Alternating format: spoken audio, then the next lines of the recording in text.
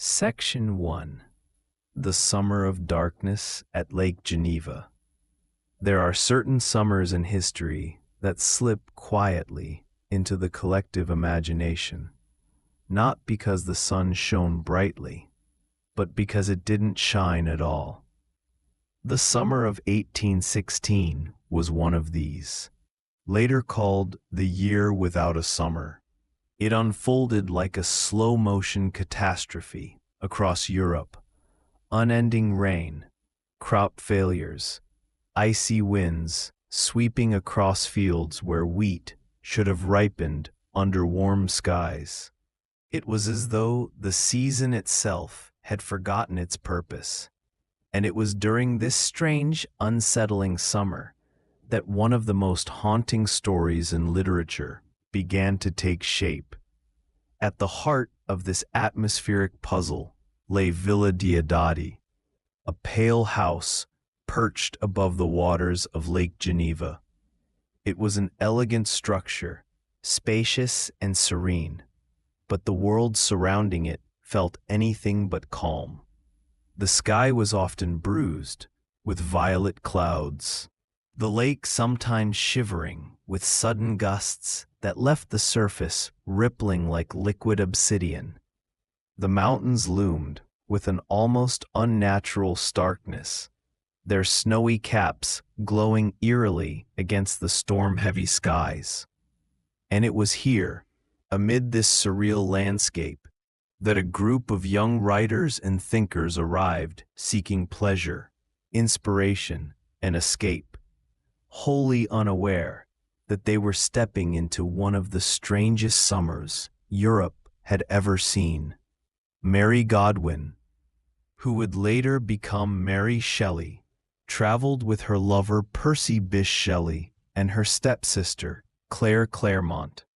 They came to Switzerland in pursuit of freedom, emotional, intellectual, and artistic, as well as to flee the disapproval and gossip that followed their unconventional relationships.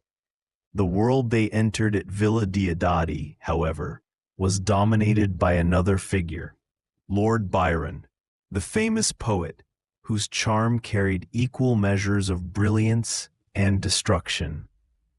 Byron had rented the villa, and his presence was as electrifying as the storms that raged across the lake. The summer of 1816 was born from disaster. A year earlier, Mount Tambora in Indonesia erupted with a force nearly unmatched in recorded history. Ash and dust from the eruption circled the globe, blotting out sunlight and altering weather patterns for months. In Europe, this translated into darkened skies, sudden temperature drops, and storms that seemed almost apocalyptic.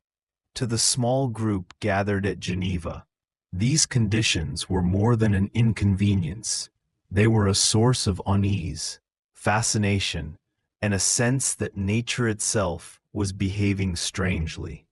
For Mary, these storms created the perfect emotional backdrop for her imagination. When the thunder rolled across the lake, its echoes bounced between the mountains like the growl of some enormous, unseen creature.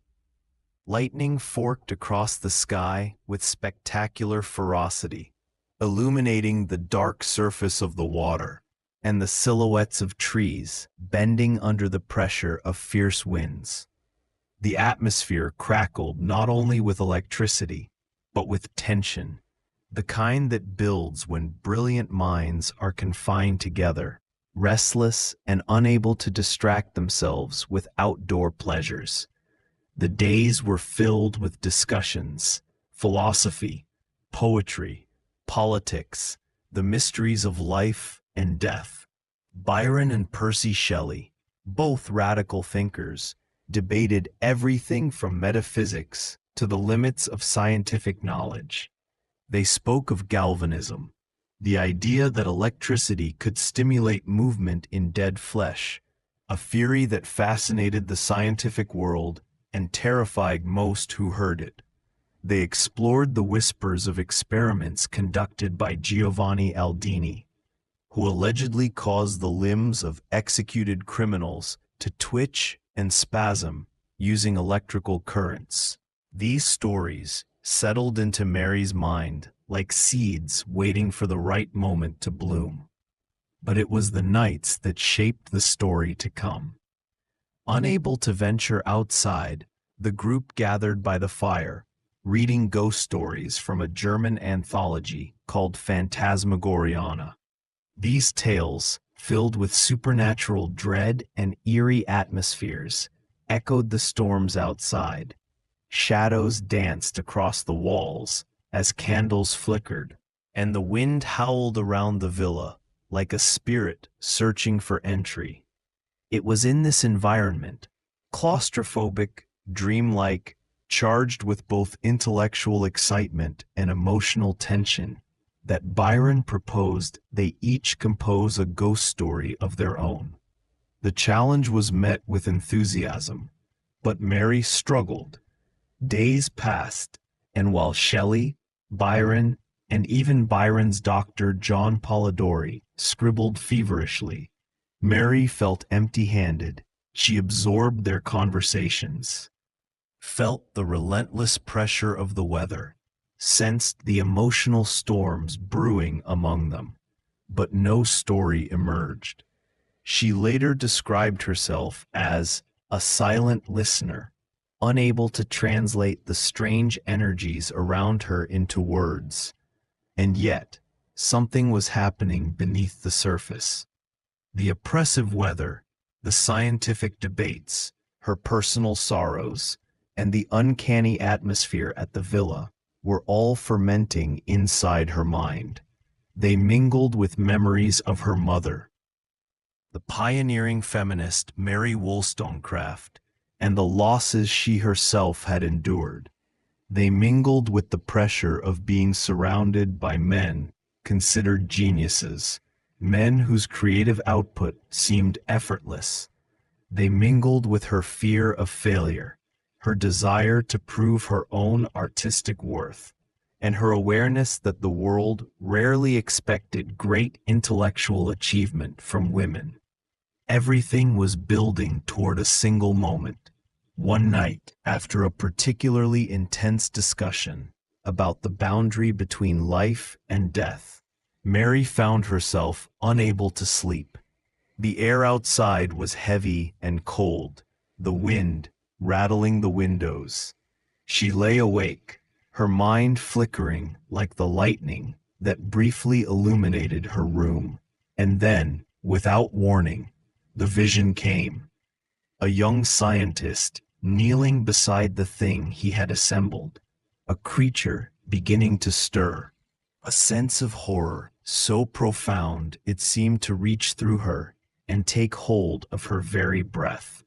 The next morning, she knew exactly what to write. That vision, born from storms, fear, brilliance, and the strange, dark summer of 1816, was the seed of Frankenstein. Section 2. Mary's Childhood, Shadows, Loss, Legacy, and the Seeds of Imagination. Long before Mary Shelley sat in Villa Diodati and dreamed of a scientist bending the laws of life, she had already lived through enough darkness to shape a lifetime of stories. Her imagination was not born from a single frightening night, but from years spent navigating shadows, shadows of death, genius, loneliness, and expectation. To understand Frankenstein and the eerie power of the creature Mary brought to life, one must first step into the silent corridors of her childhood. Mary Wollstonecraft Godwin was born into brilliance. Her mother, Mary Wollstonecraft, was one of the most influential philosophers and feminists of the 18th century, a woman who wrote with a fiery clarity that challenged the very foundations of society. Her father, William Godwin, was a respected radical thinker, a philosopher whose works inspired debates across Europe. Together, they represented a union of intellect and passion, and their home was meant to be a place where ideas thrived. But life rarely listens to one's plans. 11 days after Mary's birth, her mother died of complications from childbirth. The infant Mary would grow without the voice, the touch, the guidance of the very woman who had fought so fiercely for women to be educated, recognized, and respected. The loss surrounded her from her earliest years, like an invisible veil woven into the fabric of her home. While Mary had no memories of her mother, she felt her everywhere. In the books lining the shelves, in the reverence with which visitors spoke of her, in the quiet grief that lingered around her father. Mary grew up in a house filled with thinkers.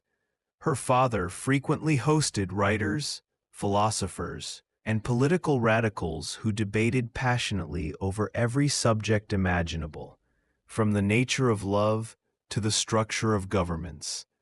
Mary, even as a child, wandered through these gatherings like a silent observer, absorbing the ideas floating through the rooms. She was not formally educated the way boys were, but her mind was trained by exposure to constant intellectual discourse. She read voraciously, often disappearing into corners of the house where she could devour books undisturbed. But despite the brilliance around her, Mary's childhood was not an entirely warm one. Her father remarried when Mary was 4, and the household grew more complicated. Her stepmother, Mary Jane Clairmont, had little fondness for her. Mary's intelligence, defiance, and emotional depth made her seem wild to some, extraordinary to others, and inconvenient to those who preferred predictability. The relationship between Mary and her stepmother was fraught, leaving Mary feeling like an outsider in her own home. It was perhaps this sense of displacement, of existing at the edges of her family, that helped shape the emotional foundation upon which Frankenstein was later built. The creature in her story, born into a world that refuses to welcome him, reflects a longing Mary herself understood intimately: the desire to belong, to be accepted, to be seen. During her adolescence, Mary experienced periods of intense loneliness. Her father's brilliance could also be harsh. He expected much from her, and affection was not something he expressed easily. Mary began escaping into a different world, the graveyard where her mother was buried. She would sit by her mother's tombstone, reading, daydreaming, imagining herself in conversation with the woman she had never known but admired deeply. These graveyard visits became a strange kind of sanctuary, a place of connection, peace, and melancholy all at once. It is no coincidence that Frankenstein is steeped in themes of birth and death, of creation and grief. Mary had lived her entire life in the shadow of a death connected to her own birth. In a way, she viewed life as fragile, precarious, something that could be lost as easily as it was given. That understanding would later breathe eerie life into her novel, giving it emotional depth no mere ghost story could achieve. Her father, for all his emotional distance, believed in shaping a brilliant mind.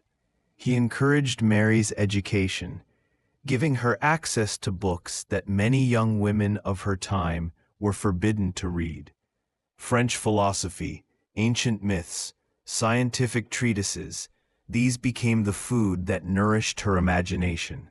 She learned to think critically, to question, to form her own perspectives.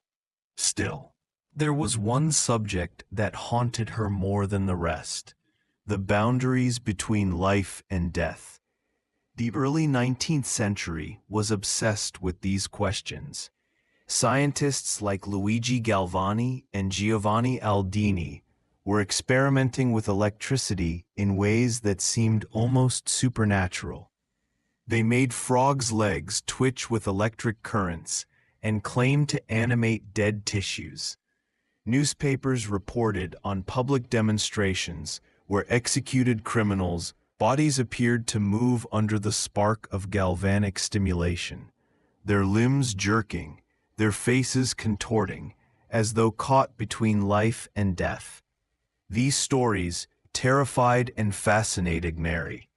The notion that science could tamper with the very essence of life was not abstract to her.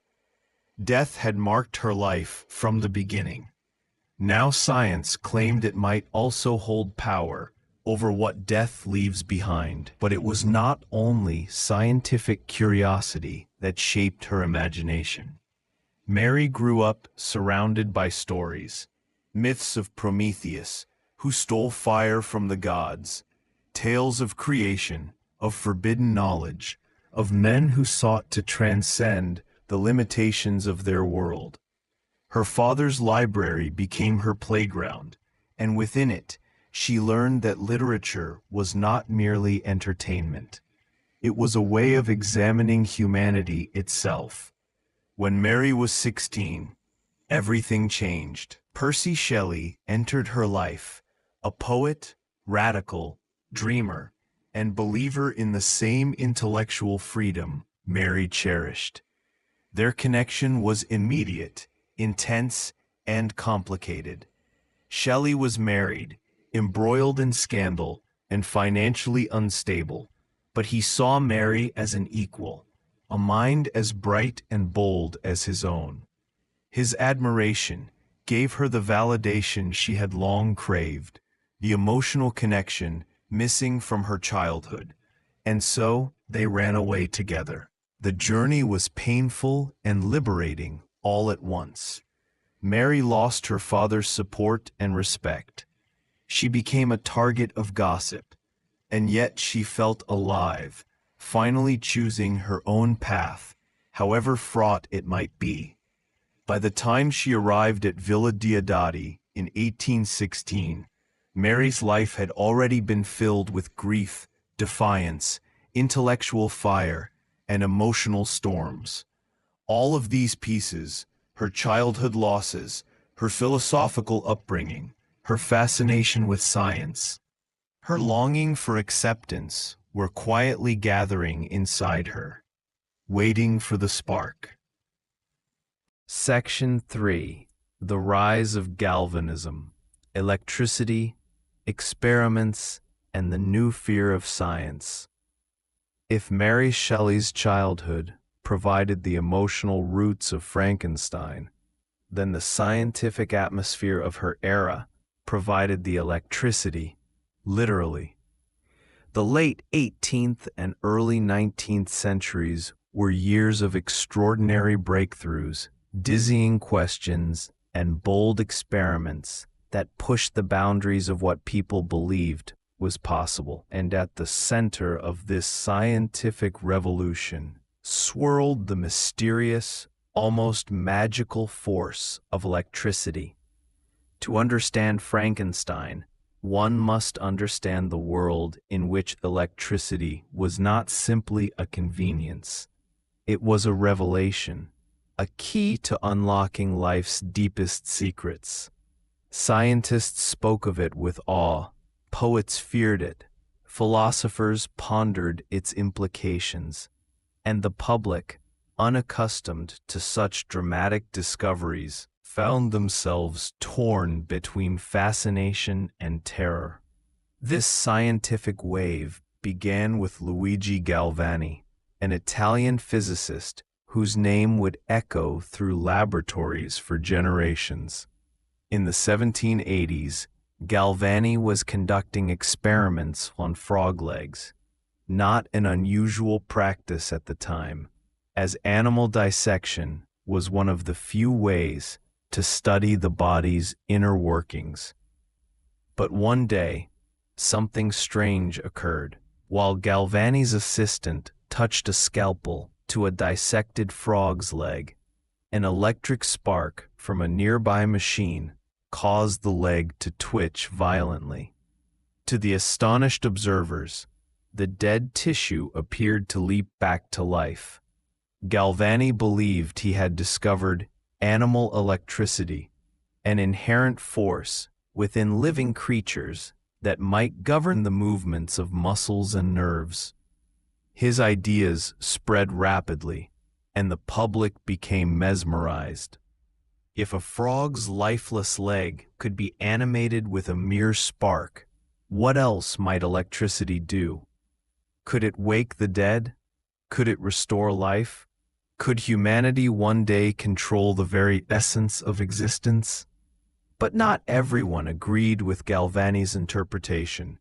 Enter Alessandro Volta, another Italian scientist whose skepticism reshaped the entire field. Volta argued that the twitching had nothing to do with an inner life force. Instead, it was caused by the metals and tools involved in the experiment. He eventually created the first electric battery, the voltaic pile, proving electricity could be generated chemically.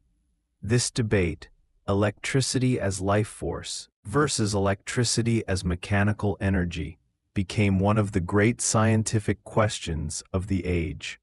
And young Mary Shelley, avid reader and intellectual explorer, absorbed every detail. But it was Giovanni Aldini, Galvani's nephew, who gave the world its most haunting spectacle. Determined to prove his uncle's ideas, Aldini began performing dramatic public experiments. He applied electrical currents to the bodies of executed criminals, causing them to twitch, convulse, even appear to breathe. Eyewitnesses described horrifying scenes: a corpse lifting its arm as if reaching out, a dead face twisting into what looked like a grimace or scream. For many, it was too much to bear. These were not mere scientific tests. They were dances between death and possibility. Newspapers described them in breathless detail, fueling the public imagination. Aldini's demonstrations were so shocking that some believed he was on the verge of reanimating a dead person entirely. And this was the world Mary Shelley stepped into, a world in which science was becoming powerful enough to unsettle the soul. Electricity soon became a symbol of humanity's boldest ambitions and darkest fears. Writers and thinkers speculated about what boundaries might soon be crossed. If electricity could move muscles and revive tissues, might it someday animate entire bodies? Could it alter the natural cycle of life and death? Mary Shelley encountered these ideas not only through books and newspapers, but through conversations with her husband Percy and their circle of friends. Percy Shelley himself was fascinated by forces of nature, chemistry, electricity, the hidden mechanisms of the world. He often conducted experiments at home, watching reactions bubble and transform, exploring the edges of the known. These were the very topics that filled late-night discussions, debates, and philosophical wanderings that Mary absorbed eagerly.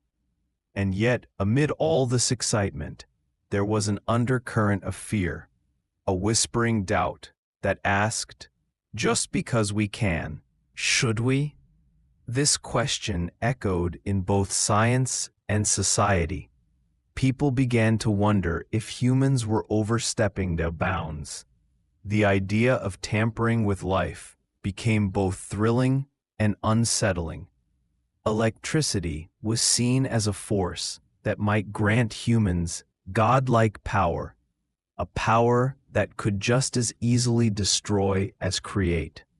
By the early 1800s, galvanism was everywhere, in lectures, in salons, in popular science books. Crowds flocked to demonstrations, eager to witness the miraculous properties of this invisible force. And in that environment, science seemed almost magical, a kind of modern alchemy. It promised transformation, discovery, and perhaps even immortality. Imagine Mary Shelley, barely 19 years old, sitting by the fire in Geneva, while Lord Byron, Percy Shelley, and others debated these very topics. They spoke of the boundaries of science, of what lay beyond them, and what might happen if they were crossed. They discussed electricity, the spark of life, the possibility of reanimating dead matter. These were not casual conversations. They were the fuel that fed a young mind already filled with questions. Electricity, in Mary's imagination, became the perfect metaphor for the thin line between creation and destruction. It embodied humanity's potential as well as its hubris. It was the spark that could illuminate the world or burn it. When she later wrote the scene in which Victor Frankenstein brings his creature to life, Mary did not need to describe the exact scientific mechanism. Readers of her time already knew. They had seen electrical experiments, read newspaper accounts of reanimated limbs, and whispered about men who sought to control life itself. They understood the chilling implications instantly.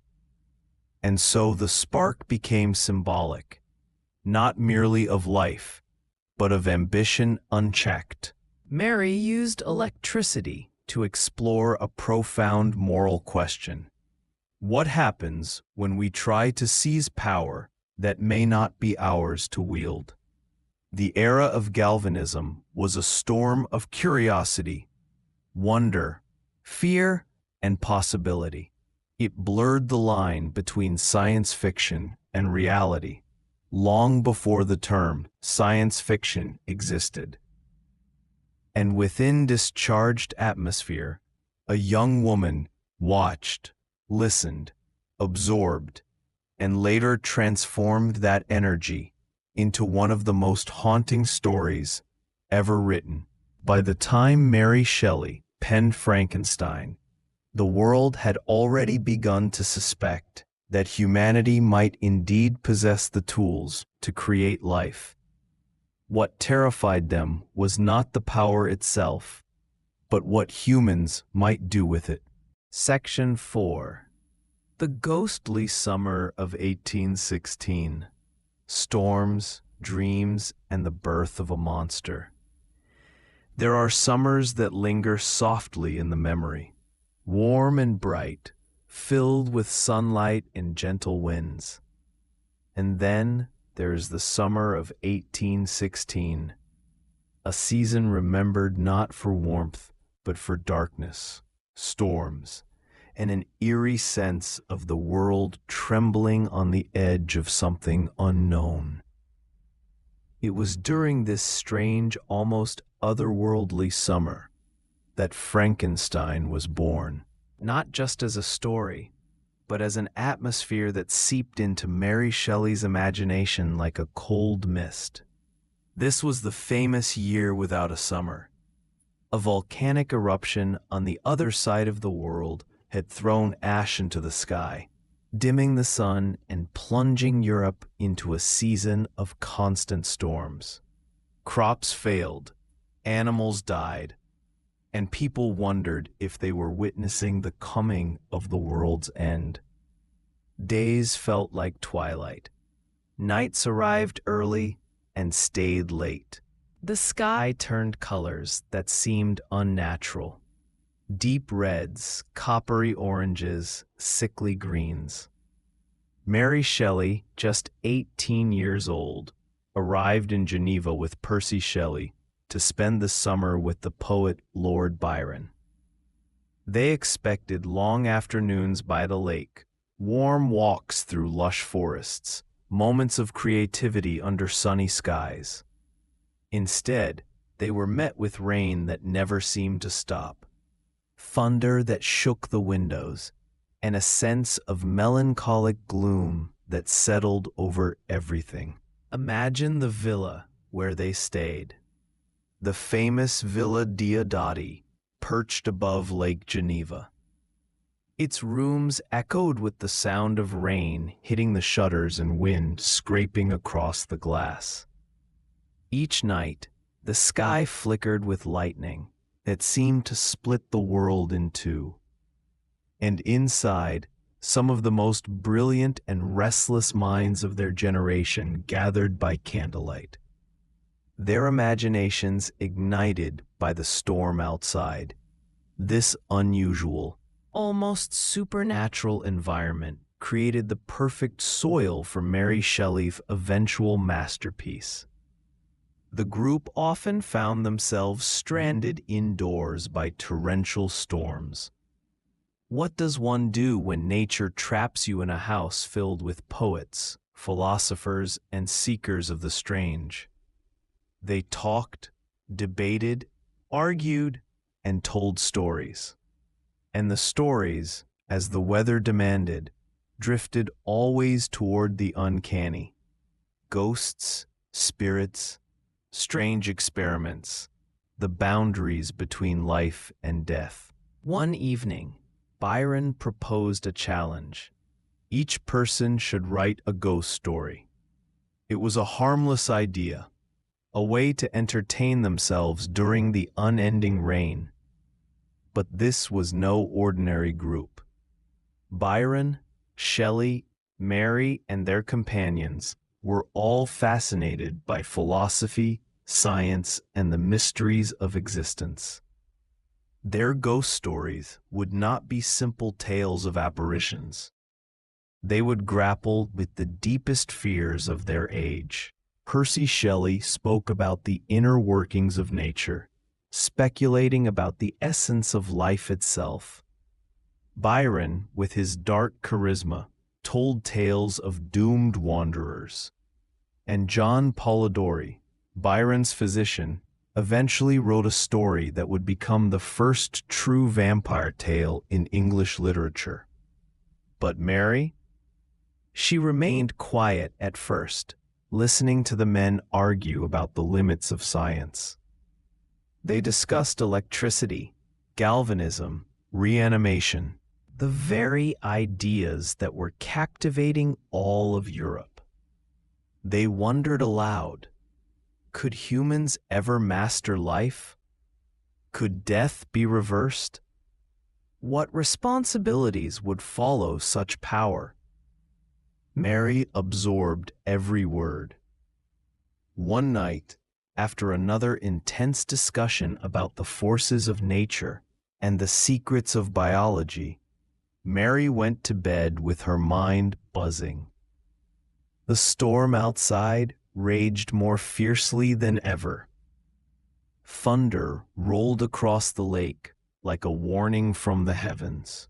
Lightning flashed so brightly it illuminated her room as if day had suddenly broken.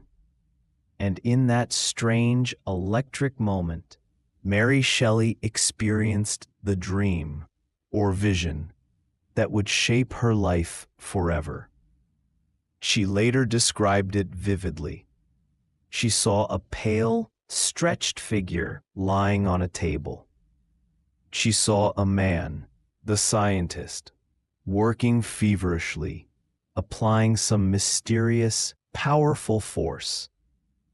She witnessed the creature's chest begin to rise, its limbs tremble, its eyes open, not in beauty, but in horror. A being assembled by human hands, alive. She woke trembling, her heart beating wildly. But she knew instantly this was her story.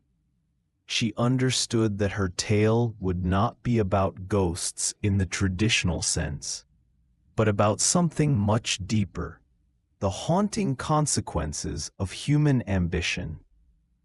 The fear not of spirits from beyond, but of what human beings themselves are capable of creating when they chase knowledge without limits.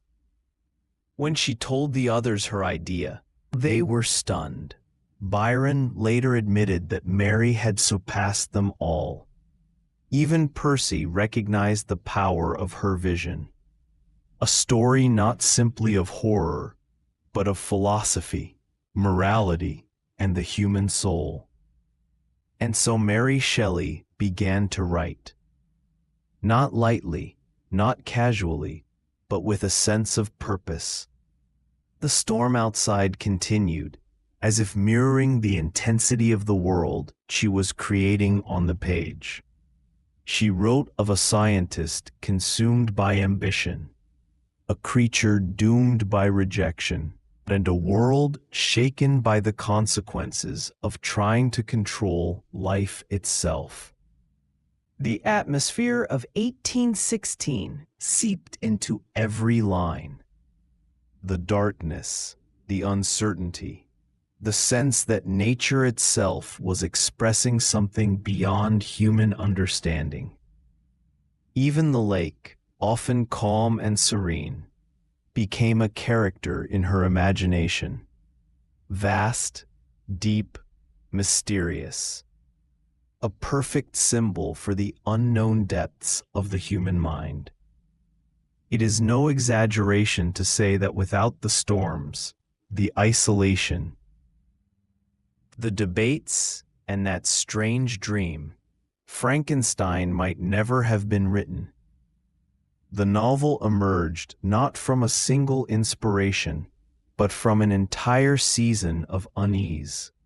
A summer in which the world seemed to tremble, and young Mary Shelley felt that tremble inside herself. When readers today encounter Frankenstein, they often imagine a lightning bolt bringing the creature to life. And in a way, that image is fitting. For it was the lightning of that strange summer, its atmosphere of tension and electricity, that sparked Mary's imagination. She later wrote that she wanted to write a story that would thrill the reader to the core. And she did. But the thrill began with her own experience, a dream born from a season of storms, debates, and a world without summer. The ghostly atmosphere of 1816 became the heartbeat of Frankenstein. And in the candlelit rooms of Villa Diodati, with thunder rolling across the sky, the creature took his first breath, not through science, but through imagination. Section 5. The scientist behind the myth, real men who inspired Victor Frankenstein. When reading Frankenstein, it's tempting to imagine Victor Frankenstein as a purely fictional creation, a symbol of unchecked ambition, a dramatic warning about science gone too far. Yet Mary Shelley did not invent Victor out of thin air. His soul, his obsession, and even his scientific methods were drawn from real figures of the 18th and early 19th centuries. These were men whose experiments pushed the boundaries of what was known, men who stood at the edge of the impossible, staring into the mysterious space between life and death. Their work electrified Mary's imagination, sometimes quite literally.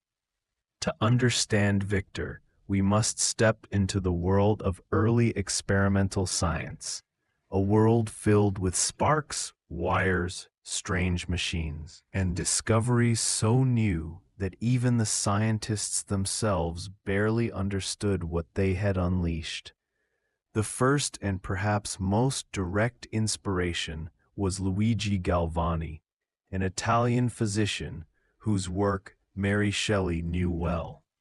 One day in the 1780s, Galvani was dissecting a frog when a spark from a nearby electrical machine caused the frog's dead leg to twitch violently.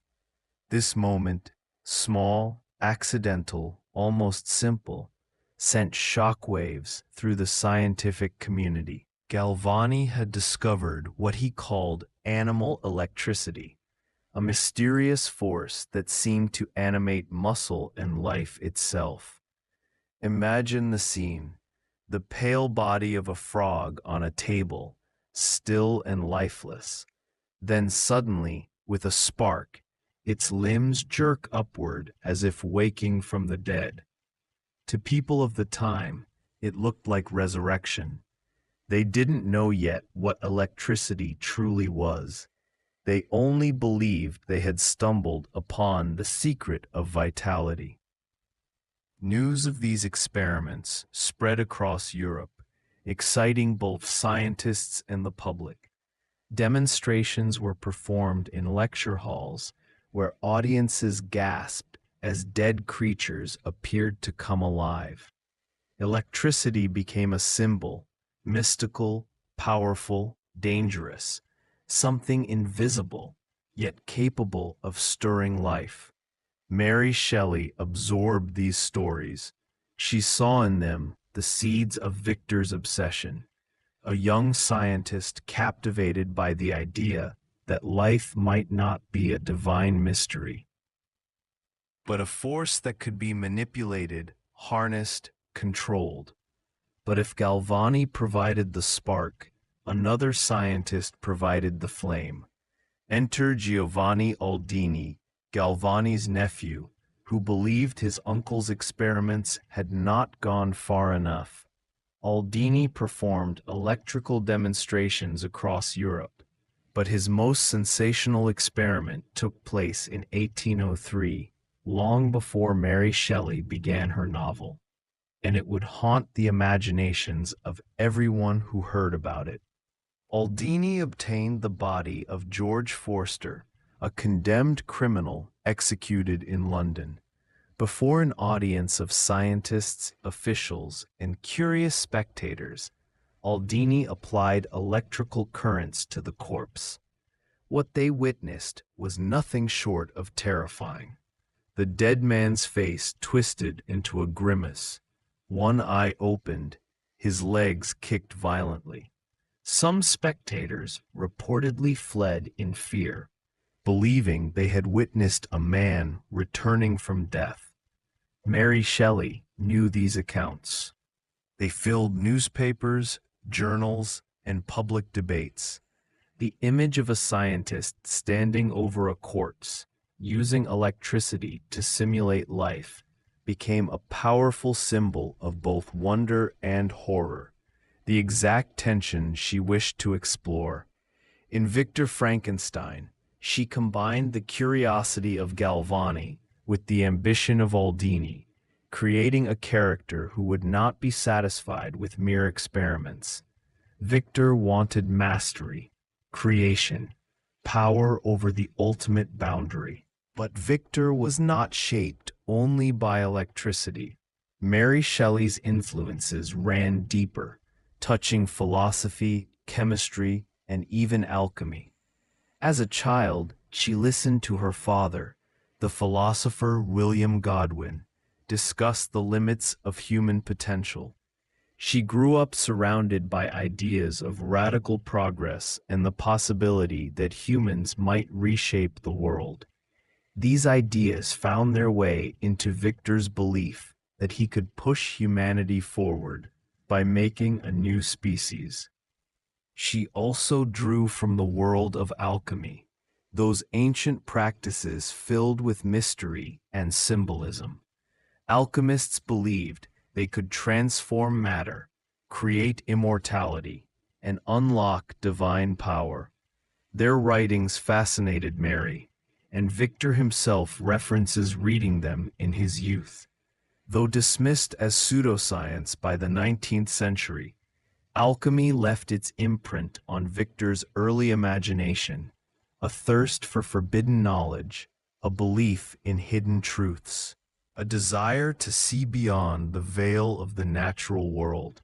Another powerful influence was the chemist Humphrey Davy, a brilliant and charismatic figure whose lectures Mary Shelley attended.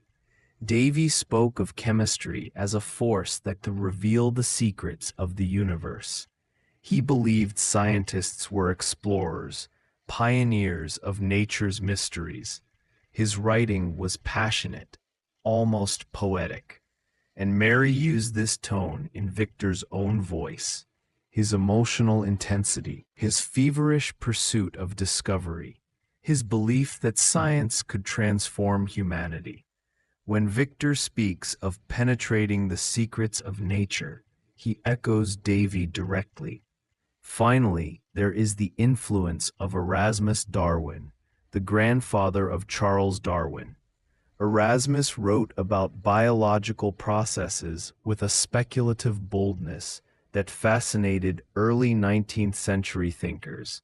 Rumors circulated, incorrectly, that he had successfully reanimated dead matter.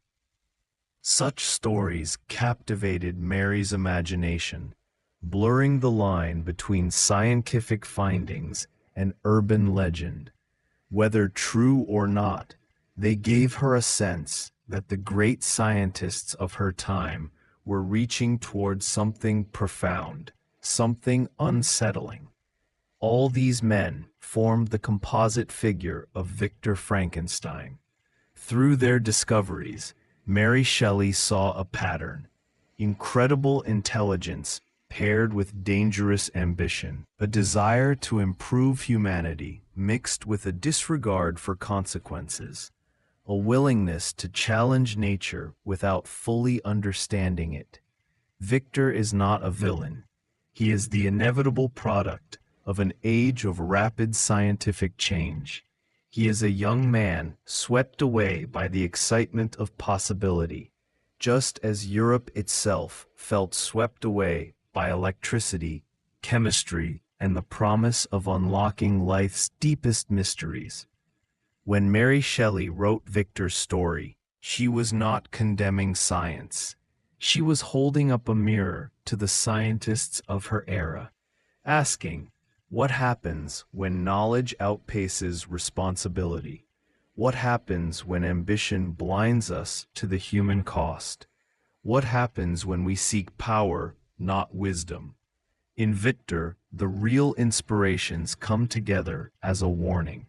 Galvani's sparks, Aldini's corpses, Davy's poetic science, Darwin's speculations, a tapestry of brilliance and danger. The result is one of literature's most enduring characters, not because he is monstrous, but because he is human. A young scientist who dreams too big, reaches too far, and realizes too late that the boundary between creation and destruction is thinner than he ever imagined. Section 6. Mary Shelley's Personal Demons: Grief, Loss, and the Shadow Behind the Monster. When exploring the origins of Frankenstein, it becomes clear that Mary Shelley did not simply write a story about a scientist and his creation. She wrote from the depths of her own emotional world.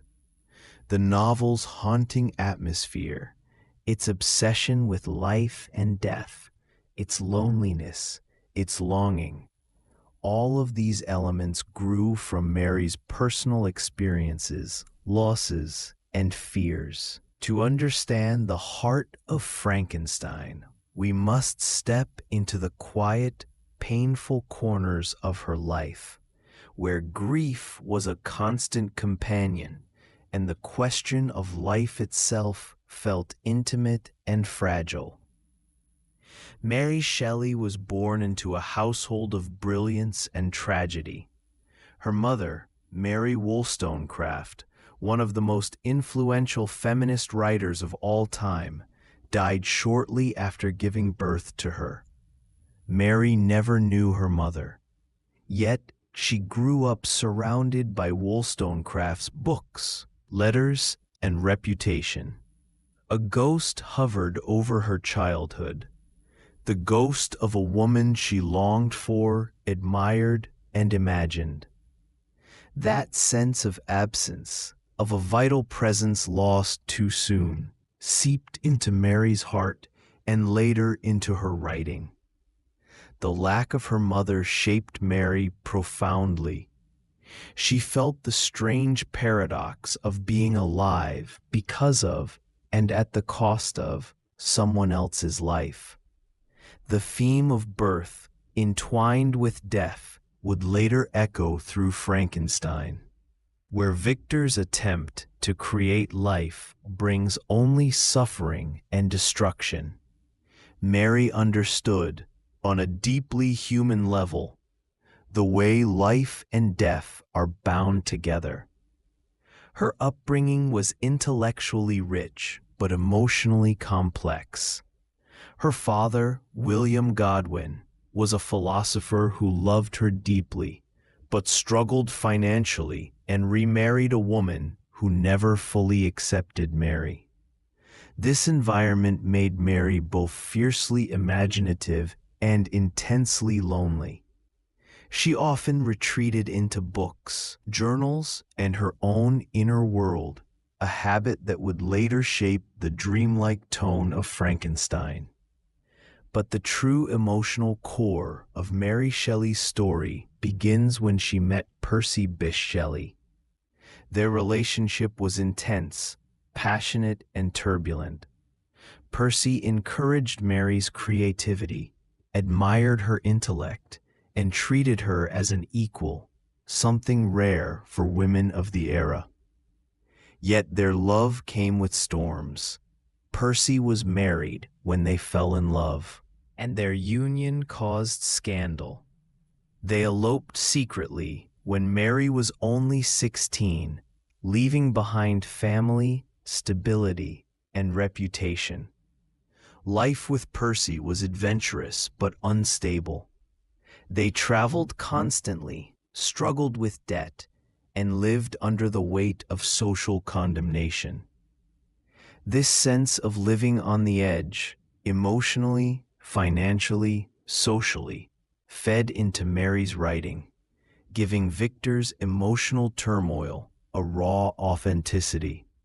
He, too, was isolated, misunderstood, and consumed by an inner fire that others could not see. But the greatest shadows in Mary's life came not from society, but from the losses that followed her. Mary gave birth to 4 children. 3 of them died young. Her first child, only a babe, passed away after living just a few weeks. In her journal, Mary wrote a heart-shattering entry: "Dream that my little baby came to life again, that it had only been cold." These words echo unmistakably in Frankenstein, a mother's desperate longing for her child to live, the belief that death might be reversed, the painful, fragile boundary between stillness and breath. She was not imagining monsters, she was imagining resurrection. Her second child, William, died at the age of 3. Mary adored him. His sudden illness and death broke her heart. The sorrow that Mary poured into the scenes of Victor grieving for William, the creature's first victim, came not just from imagination, but from personal agony. Her third child, Clara, died during the Shelleys' travels in Italy. Once again, Mary felt the walls of grief closing around her. Each loss deepened her understanding of the vulnerability of life. Each loss whispered the same cruel truth: that life can be taken away in an instant, with no explanation, no mercy. This recurrent grief shaped the emotional landscape of Frankenstein. The novel is soaked in sadness, not just in death itself, but in the aftermath of it, the emptiness, the guilt, the yearning. Mary knew what it meant to love and lose. She understood the way grief lingers quietly, like a shadow you cannot escape. And then, as if personal losses were not enough, Mary witnessed the death of her half-sister Fanny and the suicide of Percy's first wife, Harriet. Tragedy surrounded her, weaving itself into the fabric of her life. She began to view the world through a lens shaped by sorrow, questioning the nature of creation, responsibility, and the consequences of actions, themes that lie at the heart of Victor's story. During the now famous night at Lake Geneva, when Mary first conceived the idea for Frankenstein, she was surrounded by poets and philosophers, yet she felt emotionally isolated. She experienced nightmares, dark, vivid images of bodies reanimated, of scientific ambition gone horribly wrong. These nightmares were not born solely from ghost stories. They emerged from Mary's own subconscious, where trauma, grief, and longing mingled. Her experiences with childbirth, death, and emotional loss gave her a unique perspective. Unlike her male contemporaries, who were fascinated by the mechanics of creation, Mary understood the emotional reality of it. For her, creation was not a grand experiment. It was delicate, painful, dangerous. It held the potential for joy, but also immense suffering. When Victor brings the creature to life and immediately recoils in horror, Mary is expressing something deeply personal. The terror of seeing your creation become something you fear, something you cannot control. She knew this fear not because she created monsters, but because she created life, fragile, precious life, and watched it slip away. Her grief shaped the creature's loneliness too. Mary understood what it meant to feel unwanted, unseen, misunderstood. She understood abandonment, emotional, social, familial. The creature's plea, "I am malicious because I am miserable," reflects a truth Mary knew from experience, that those who are isolated may become desperate, angry, or lost. Frankenstein is, in many ways, a conversation between Mary Shelley's deepest wounds. Victor represents the arrogance and recklessness of creation without empathy. The creature represents the sorrow, longing, and trauma born from neglect and abandonment. Between them lies Mary's own reflection, a young woman wrestling with grief, responsibility, and the question of what it means to bring something into the world. Her personal demons did not merely inspire the novel, they permeated every corner of it. There in the icy landscapes, the haunting silences, the emotional rawness of every character. She wrote not from a place of fear, but from a place of understanding the fragile balance between life and death, love and loss, creation and destruction.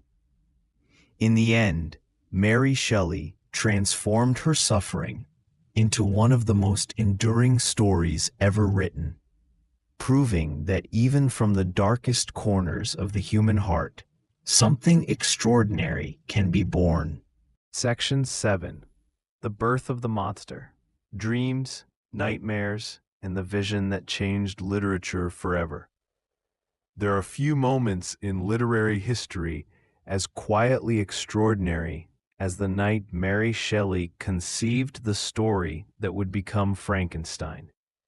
It wasn't born in a laboratory, nor during careful hours at a writing desk, nor through methodical planning. Instead, it came to life the way many powerful ideas do, suddenly, unexpectedly, in a dream that hovered on the edge of sleep and consciousness, where imagination moves freely, unbound by the rules of the waking world. To truly understand the birth of the monster, we must return to the summer of 1816, a summer so strange, so gloomy, so cold that it was later called the year without a summer. A volcanic eruption had dimmed the skies, lowering temperatures and covering Europe in a veil of ash, creating an atmosphere that felt unnatural, eerie, and almost supernatural. The sun was often obscured, crops failed, and people whispered of omens and punishment. Into this unsettling summer walked a group of writers whose imaginations were already inclined toward the extraordinary. Mary Shelley, Percy Shelley, Lord Byron, and John Polidori had gathered at Lake Geneva, staying in neighboring houses by the water. They spent their days reading, writing, debating philosophy, and discussing the limits of science. They spoke of galvanism, the idea that electricity could animate dead flesh, and of the possibility that life itself could be manipulated, controlled, or replicated by human hands. These were topics that lit up the minds of the era's most radical thinkers. But for Mary, they were not just intellectual curiosities. They triggered something deeper, something that simmered beneath the surface. The weather trapped them indoors for days. Storms rolled over the lake. The sky flashed with lightning. Thunder shook the windows. They entertained themselves with ghost stories, tales of spirits, revenants, and creatures rising from the dead. Lord Byron, restless and dramatic, challenged everyone present. Write a ghost story, something truly terrifying, something that could unsettle even those who believed themselves immune to fear. Mary accepted the challenge, but for days her mind remained blank. She struggled, she later wrote, to find an idea worthy of the task. She felt the pressure of the great literary minds around her. Byron had already produced a fragment that would later inspire vampire literature. Polidori was drafting what would eventually become The Vampire. Percy poured out ideas with ease. Mary, barely 19, felt quietly overshadowed. But inspiration does not always come when summoned. It arrives in its own time, through doors we do not expect. One night, after hours of listening to the men debate the boundaries of scientific possibility, Mary went to bed with her mind buzzing. She fell into a strange, vivid state of half-sleep, the kind where dreams feel like visions and images appear with startling clarity. And then she saw it. She described the moment years later, in words that still send shivers across literary history. I saw the pale student of unhallowed arts, kneeling beside the thing he had put together. I saw the hideous phantasm of a man stretched out, and then, on the working of some powerful engine, show signs of life. A man creating life from death. A creature opening its eyes for the first time. A scientist recoiling in horror from the being he has brought into existence. The vision was complete, immediate, and terrifying. Mary felt, in that moment, that she was not inventing a story, she was witnessing one. She wasn't deciding on a plot, she was seeing a truth unfold. The fear she felt wasn't the fear of a dream, but the fear of insight, of understanding something before she had consciously formed it. This is where the magic of Frankenstein truly begins. Unlike many novels shaped slowly over time, this one arrived as a single image, powerful enough to define the entire narrative. When Mary awoke, her heartbeat quickened, the dream still vivid, her mind racing with the implications of what she had seen. It wasn't just a monster. It was the birth of an idea that would challenge the boundaries of science, ethics, creation, and responsibility. When she told Percy about the dream, he immediately recognized its brilliance. He urged her to expand it, to turn the vision into a full story, then into a novel. For the first time, Mary felt she had found something uniquely hers, something not overshadowed by the great minds around her. This was her creation, powerful, original, and terrifying. What made the vision so extraordinary was not simply its horror, but its emotional depth. Mary's monster is not a creature of pure evil. He is not a mindless beast. He is a being who longs, suffers, hopes, and despairs. He is born innocent, but shaped by rejection, Victor's rejection and the world's. This empathy came directly from Mary's own experiences of loneliness, grief, and the longing for connection. Her dream revealed not just a figure rising from a table, but a tragedy, a creator abandoning his creation, a creature desperate for love, and the devastation that follows. Her subconscious had woven science, emotion, and philosophy into a single image, one that captured the moral complexity of creation without compassion. From that moment onward, the monster grew on the page with astonishing depth. Mary wrote with a calm, steady intensity, letting the dream guide her. The creature became a symbol of human vulnerability, of the way society shapes the individual, of the consequences of unchecked ambition. Victor became a symbol of the dangers of pursuing knowledge without wisdom. The dream also reflected the world Mary lived in, a world of scientific breakthroughs that promised wonders but threatened chaos, a world where man sought to master nature, sometimes without understanding the price. And so, through a single dream, Mary Shelley gave the world a story that transcended its time. The monster stepping into the light of life became one of literature's most iconic moments, not because of its horror, but because of its humanity. Mary did not set out to create a myth. She simply opened a door in her mind, a door that appeared in a moment between sleep and wakefulness, and allowed the vision to walk through. She gave it life, and in doing so, she changed literature forever. Section 8. Percy Shelley's influence, genius, turmoil, and the fire that fueled the story. When we speak of Frankenstein, we often imagine Mary Shelley alone, envisioning her monster, shaping her story, and transforming a dream into one of the most influential novels ever written.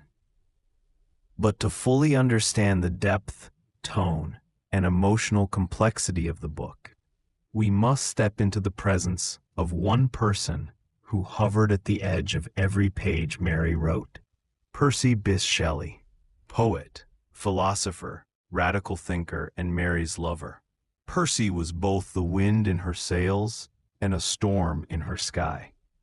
To say Percy influenced Frankenstein is not to take credit from Mary, but rather to understand the unique environment in which the story grew. Percy was brilliant, but also restless, idealistic, and perpetually haunted by his own extremes. And these qualities shaped the emotional landscape that Mary moved through as she wrote. Mary and Percy had run away together when she was very young, crossing borders, leaving behind families and expectations. Their life together was intense, romantic, and often turbulent. They lived surrounded by intellectual debates, books piled high, poetry read aloud at candlelit tables, letters filled with philosophical ideas, and long walks where their conversations drifted between love, science, politics, life, death, and what lies beyond. Their connection was passionate, but also shadowed by grief, financial instability, and a sense of being social outcasts. In this whirlwind, Mary found both support and sorrow, two forces that shaped the emotional tone of Frankenstein. Percy was fascinated by ideas that hovered on the boundary between science and metaphysics. He devoured the writings of Enlightenment thinkers. He pondered human perfectibility, the nature of the soul, and the future of humanity. He believed, perhaps more confidently than most, that knowledge could elevate humanity towards something divine. He imagined a world transformed by progress, reason, and imagination. This optimism, this idealistic brightness, helped open Mary's mind to the extraordinary possibilities contained in ideas like electricity, galvanism, and scientific ambition. But Mary also saw the shadow to Percy's light. She watched how his lofty ideals sometimes left little room for the fragile realities of human experience. She experienced the consequences of dreams that soared too high. Percy's own emotional storms, moments of brilliance followed by moments of despair, gave Mary an intimate understanding of the thin line between creation and destruction, between inspiration and recklessness. These dualities found their way into the heart of Victor Frankenstein, who chases knowledge with Percy's radiance, but suffers under its weight with Percy's vulnerability. Percy was also no stranger to grief. He lost children, struggled with rejection from his family, and battled feelings of isolation. Mary, too, had endured the crushing grief of losing her first child. Their shared sorrow created an atmosphere of emotional depth that colored the themes of Frankenstein: abandonment, longing, the impossibility of returning the dead, and the way grief shapes identity. But while Percy's emotional life shaped the tone of Mary's writing, his intellectual influence shaped its structure. It was Percy who encouraged Mary to expand her ghost story into a full novel. Percy who read drafts, suggested refinements, and urged her to explore the philosophical implications of the tale. He asked questions that pushed her deeper into themes of responsibility, ethical boundaries, and the consequences of creation without conscience. While Mary was the architect of her world, Percy was the voice in the background saying, "Go further, think deeper. What does it mean to make life? What does it mean to abandon it?" Yet Mary insisted, and we must honor this, that the story was fully hers. Percy's influence was that of a muse, a sounding board, a thinker whose presence illuminated the room. But the story, the vision, the creature, the emotional core, that was Mary's. She absorbed Percy's ideas not passively, but critically, transforming them into something uniquely powerful. If anything, Percy's presence sharpened Mary's understanding of ambition. She witnessed how the pursuit of knowledge, even with pure intentions, could lead one into dangerous territory. Percy's boundless idealism sometimes left behind broken moments. Victor Frankenstein, too, chases something beautiful, a mastery over life, only to find that his creation, like any dream born without restraint, has consequences beyond imagination. Another layer of Percy's influence lies in his poetry. His language, musical and philosophical, surrounded Mary daily. His belief in the power of imagination, in the importance of beauty and awe, seeped into her writing. The lyrical descriptions in Frankenstein, the frozen beauty of the Arctic, the majesty of the Alps, the wildness of nature, echo the poetic world Percy lived in. He taught Mary to see nature not just as background, but as a character with moods, reactions, and emotional depth. But perhaps Percy's greatest influence was emotional support. He believed wholeheartedly in Mary's talent. In a world where women writers were discouraged, dismissed, or ridiculed, Percy uplifted her. He encouraged her to write boldly, to explore, to question. His faith became a quiet, steady force that allowed Mary to trust her own voice. Yet Percy's presence was not purely supportive. There were shadows too. Financial troubles, social scandal, emotional turbulence. Their love story was brilliant but messy. Mary's feelings of loneliness, despite being surrounded by brilliance, shaped the creature's loneliness. Her fear of abandonment, her longing for stability, her grief, all mirrored in the creature's yearning for connection and Victor's fear of responsibility. In many ways, the relationship between Mary and Percy is reflected directly in the relationship between Frankenstein and his creation. Victor wants to create something transcendent, something that will change the world.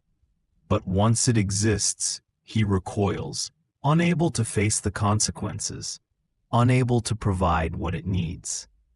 Percy, too, sometimes pursued ideals at the cost of emotional responsibilities. Mary understood deeply the ache of giving life to something and fearing you cannot care for it.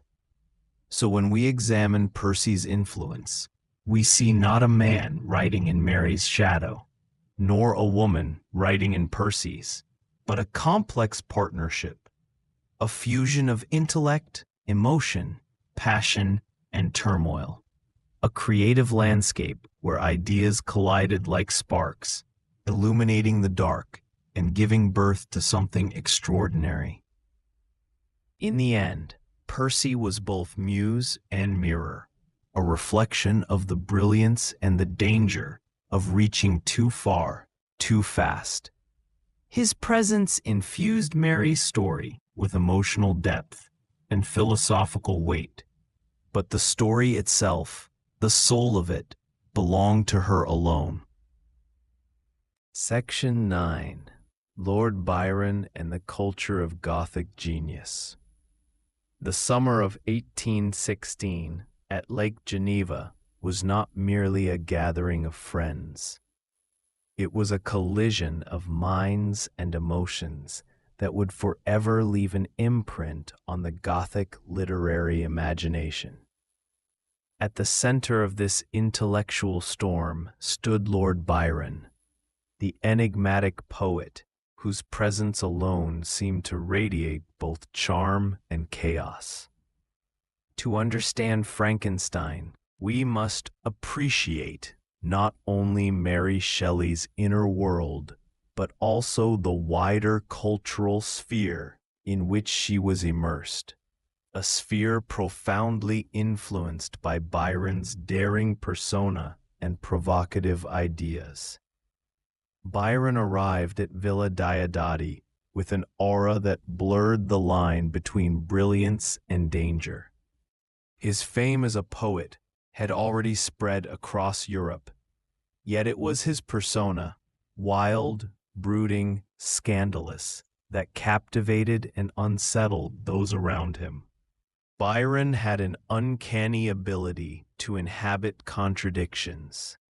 He was a social rebel, yet deeply charismatic, a man of considerable intellect who embraced personal excesses, and a poet whose verses celebrated both the sublime and the grotesque.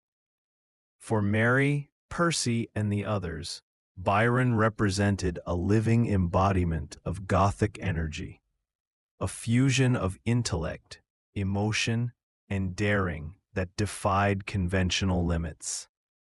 During the long, storm-laden nights, the group engaged in spirited conversations that ranged from the nature of life to the potential of science to transgress divine boundaries.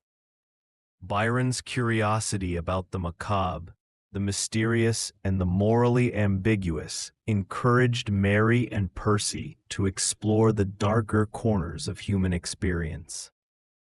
He posed questions that were simultaneously provocative and philosophical.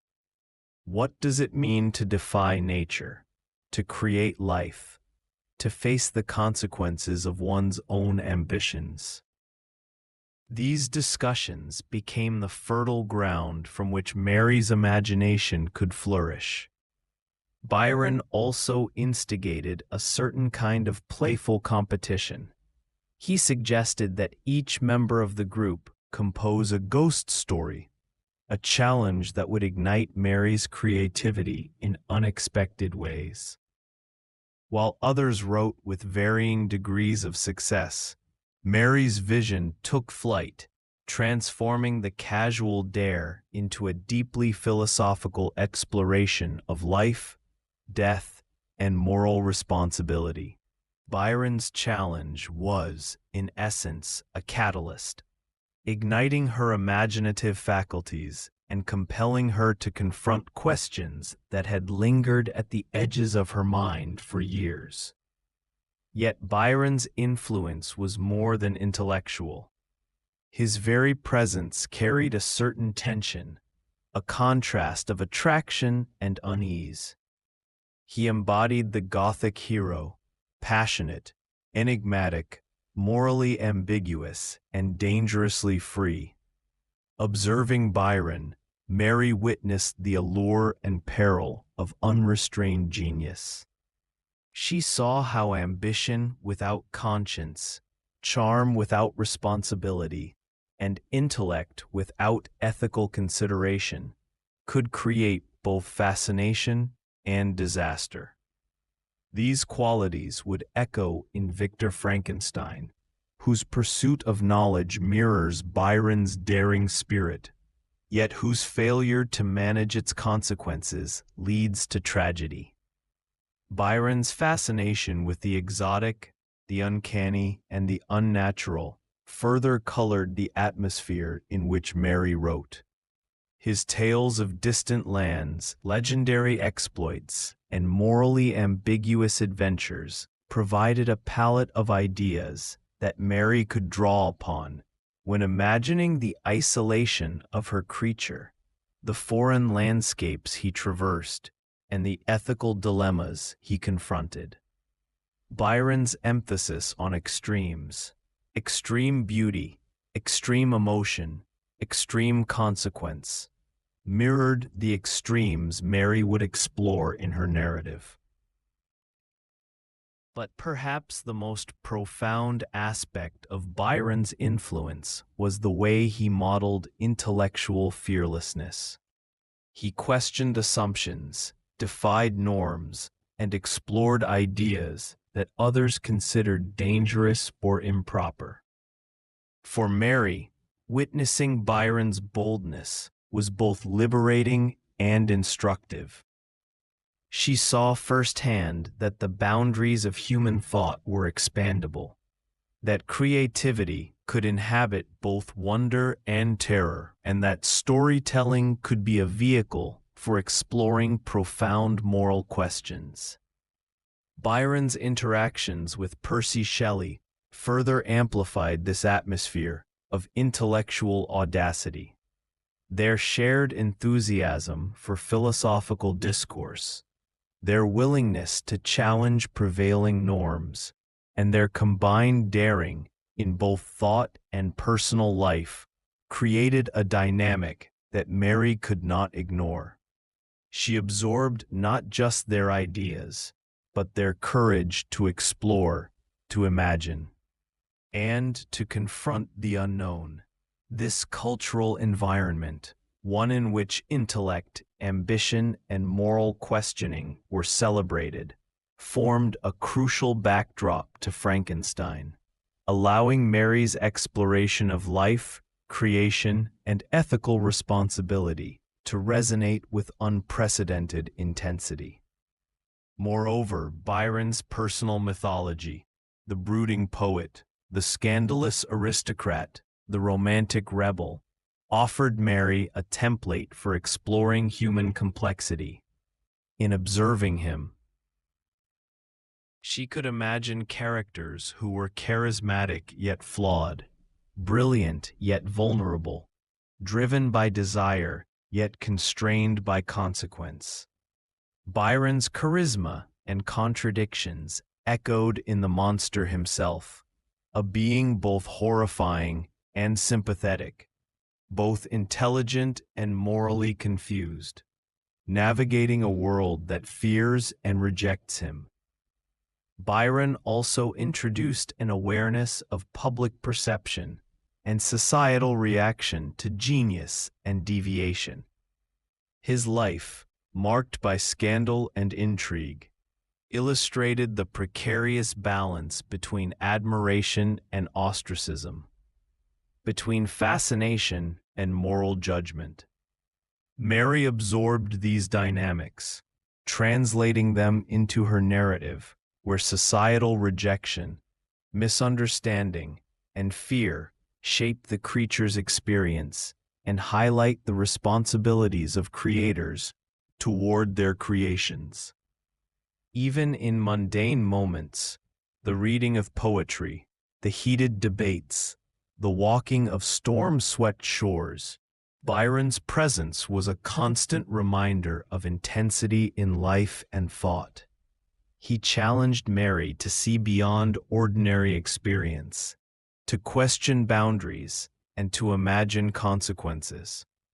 The interplay of attraction and unease, admiration and caution, exhilaration and dread, all contributed to the emotional and intellectual texture of Frankenstein, making it a story that transcends mere Gothic conventions to explore deep moral, philosophical, and emotional truths. Ultimately, Lord Byron's role in Mary Shelley's creative life was not that of co-author or teacher, but of catalyst and muse. He embodied the extremes of human possibility: brilliance tempered by peril, imagination entwined with danger, desire intersecting with ethical complexity.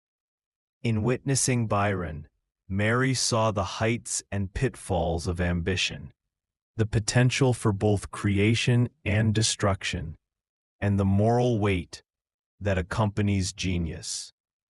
These lessons, subtle yet profound, became woven into the very fabric of Frankenstein, leaving an indelible mark on one of the most enduring and haunting works of Western literature. Section 10. The influence of science and galvanism. The turn of the 19th century was a period of extraordinary scientific curiosity, where the boundaries between life and artifice seemed to blur under the scrutiny of experimental minds. Amidst the roaring curiosity of the Industrial Revolution, new discoveries in electricity, chemistry, and anatomy captivated the imaginations of thinkers, writers, and dreamers alike. For Mary Shelley, these scientific currents offered both inspiration and cautionary tales, shaping the conception of Victor Frankenstein and his unnatural creation. Central to this era was the fascination with galvanism, the study of electricity's effects on biological tissue. Named after the Italian scientist Luigi Galvani, galvanism revealed that electrical currents could induce muscle contractions in dead frogs, a phenomenon both thrilling and unsettling to observers. Imagine the spectacle for the scientific community and the general public.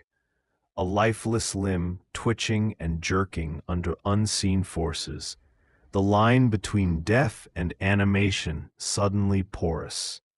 Such experiments suggested for the first time that the very spark of life might be influenced, if not partially controlled, by human ingenuity. It was a notion that profoundly echoed in Victor Frankenstein's obsessive pursuit of reanimating life, merging science with the almost mystical ambition of creation. Galvanism represented more than mere scientific curiosity. It embodied a philosophical challenge. If electricity could awaken the muscles of a dead frog, what potential lay in harnessing such forces for more ambitious purposes? Could life itself be manipulated, or even artificially generated? The questions were simultaneously exhilarating and horrifying. For Mary, who had long contemplated the fragility of life and the moral consequences of human ambition, these experiments offered a bridge between imagination and possibility.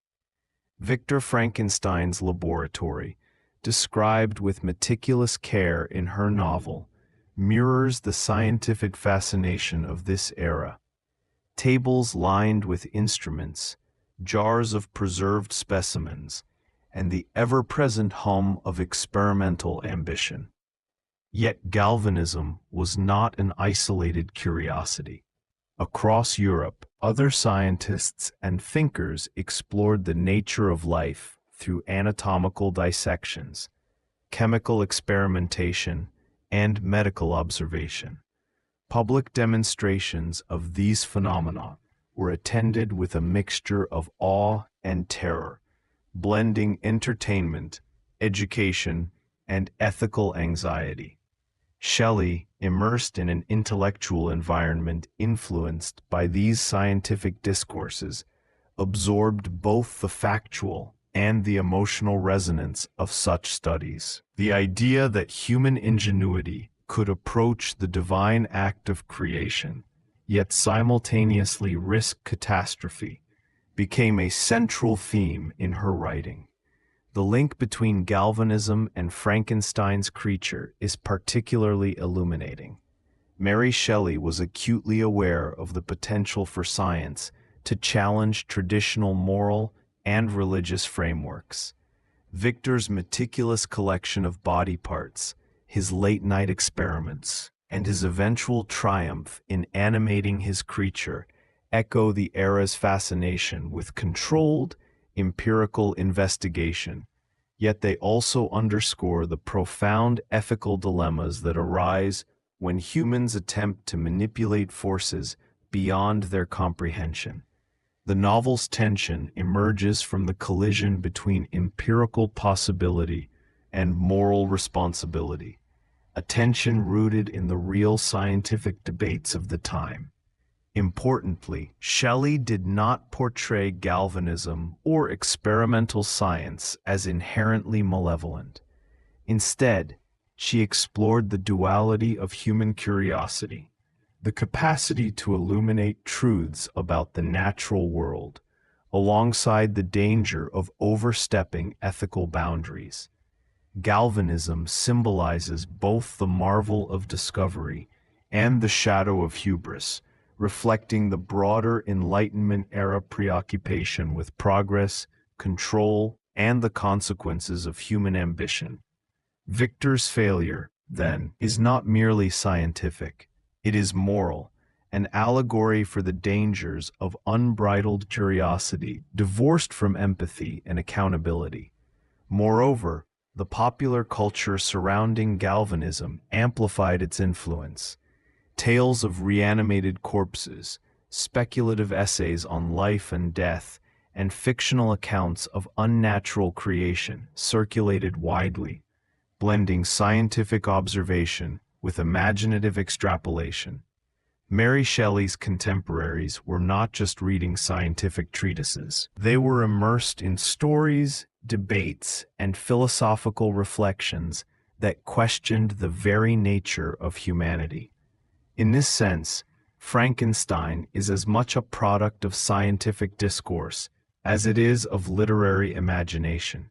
Shelley distilled the anxieties, thrills, and ethical conundrums of her era, transforming them into a narrative that probes the limits of knowledge, power, and moral responsibility. The moral dimension of science was particularly pressing. Galvanism posed questions that transcended experimentation. What is the value of life? Does the ability to act justify the act itself? What responsibilities accompany the manipulation of living matter? Shelley's novel engages with these questions not through abstract philosophical debate, but through narrative embodiment. Victor Frankenstein's obsession with creating life is mirrored by his simultaneous neglect of responsibility toward his creation, illustrating the peril of divorcing scientific achievement from ethical consideration. The creature's suffering, isolation, and moral awakening highlight the human consequences of experimentation untempered by conscience. In addition, Shelley's awareness of contemporary scientific figures enriched her portrayal. Public fascination with Galvani, Erasmus Darwin, Humphrey Davy, and other pioneering thinkers informed her depiction of Victor as both prodigious and flawed. She observed that great intellect could inspire wonder, but also provoke societal fear and personal moral conflict. By weaving these realities into her Gothic narrative, she elevated what could have been a simple tale of horror into a complex meditation on the interplay between knowledge, power, and ethical responsibility. Finally, galvanism also provided a metaphorical resonance. Electricity, invisible yet capable of dramatic effect, symbolizes the hidden forces that shape life and society. Just as a subtle current can animate a muscle, unseen moral and emotional forces animate human behavior, shaping outcomes in ways both profound and unpredictable. Through the lens of galvanism, Mary Shelley explores these hidden currents, the moral, emotional, and social energies that drive creation, responsibility, and consequence. Victor's failure to understand these forces mirrors the broader human challenge that knowledge without wisdom, curiosity without compassion, can lead to tragedy. In conclusion, the influence of science and galvanism on Frankenstein is profound, both intellectually and symbolically. Mary Shelley captured the spirit of her age, the thrill of discovery, the moral dilemmas of experimentation, and the fascination with the boundaries between life and death. Galvanism, in particular, offered a tangible yet mysterious model for understanding animation, creation, and dungeonesis, and consequence, infusing her narrative with both scientific plausibility and Gothic intensity. Through Victor Frankenstein, she explored the promise and peril of human ingenuity, crafting a story that remains both a product of its time and an enduring meditation on the ethical dimensions of knowledge. Section 11. The Birth of the Monster. Mary's Imagination and Nightmares. Mary Shelley's imagination was a restless and powerful force, capable of merging reality, memory, and speculative thought into a narrative that continues to haunt readers centuries later. The creation of the monster in Frankenstein was not simply a product of intellectual curiosity or fascination with science. It was also deeply rooted in the emotional and psychological landscape of Mary's own experiences, dreams, and subconscious fears. Understanding the genesis of the monster requires a journey into Mary's inner world, where grief, isolation, and the human desire for understanding collided with the turbulent intellectual climate of her time. Mary's life was marked by extraordinary loss and upheaval. Born to William Godwin and Mary Wollstonecraft, two figures of radical thought, she was immediately surrounded by the tension between reason, morality, and the unpredictable course of life. Her mother's death, shortly after her birth, left Mary with a profound awareness of mortality, a theme that would permeate her writing.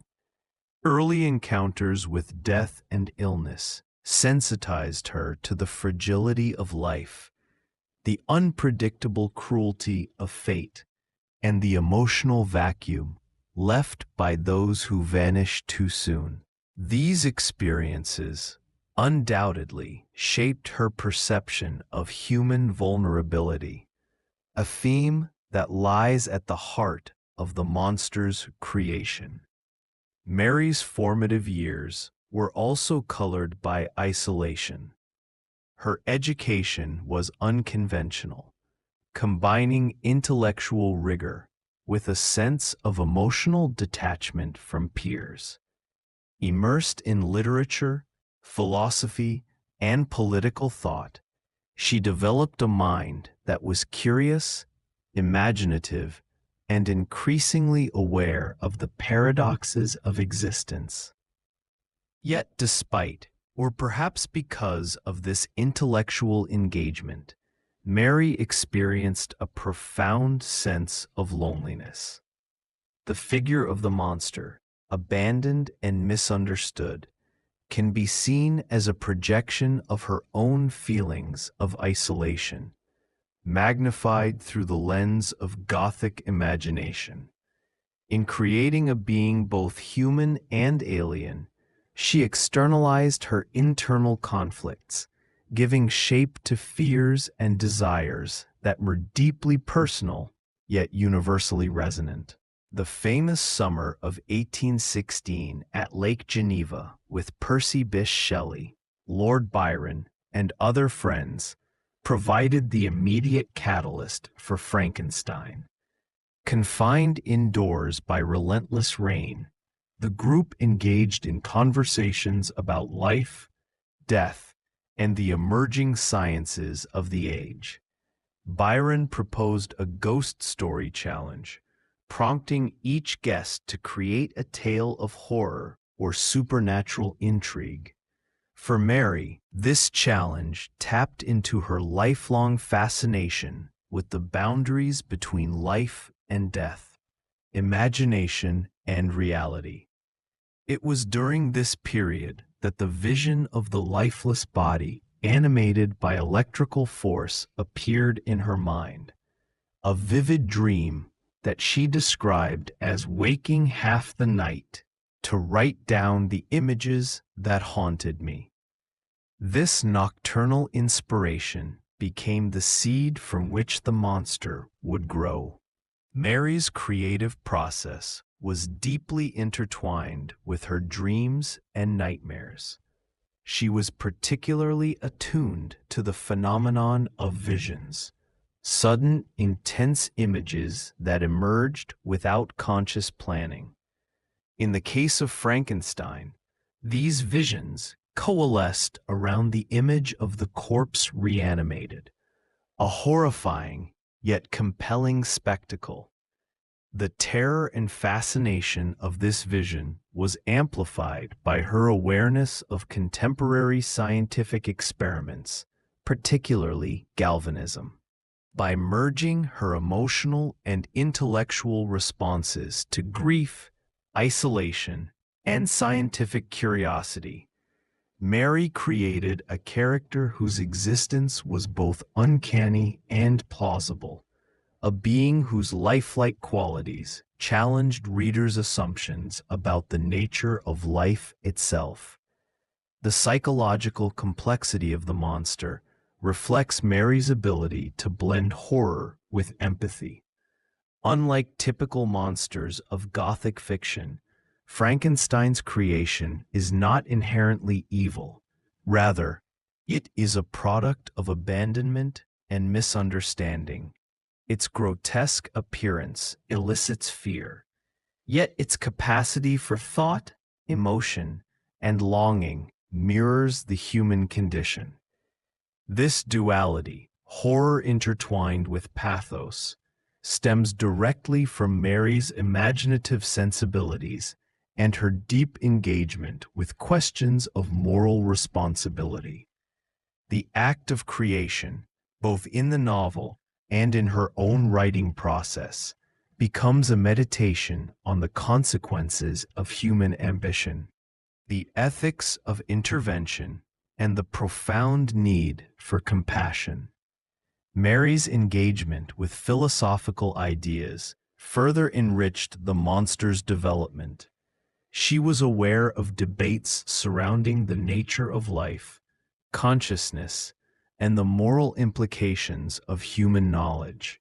These themes, discussed in her household and among her literary circle, provided a framework within which the monster could exist not just as a creature of horror, but as a vehicle for exploring questions of identity, morality, and human connection. Victor Frankenstein's obsessive pursuit of knowledge and subsequent neglect of his creation mirror broader anxieties about the power of intellect and the ethical responsibilities it entails. The monster embodies both the promise and peril of human ambition, a reflection of Mary's acute awareness of the dual edges of Enlightenment-era science. Importantly, the birth of the monster also illustrates the interplay between fear and fascination. Mary's imagination was attuned to extremes, life and death, beauty and grotesque, creation and destruction. The monster's very form, assembled from parts of the dead, embodies these tensions. In imagining the creature, Mary confronted not only the horrors of her external world, but also the internal anxieties that lingered beneath the surface of her consciousness. The act of writing became a way to process these emotions, to give shape and narrative coherence to the chaotic interplay of fear, curiosity, and moral questioning that characterized her life. The creation of the monster also emphasizes the role of narrative empathy.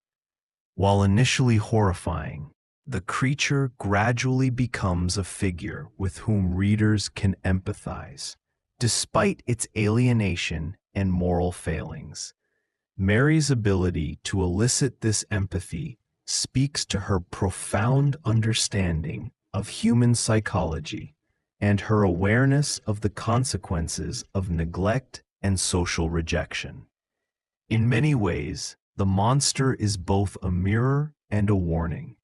It reflects the consequences of human action while embodying the deep need for care, recognition, and ethical responsibility. In conclusion, the birth of the monster in Frankenstein is inseparable from Mary Shelley's personal experiences, her dreams and nightmares, and her philosophical and scientific milieu. It is a creation born not merely of intellectual curiosity, but of emotional depth, ethical questioning, and imaginative daring.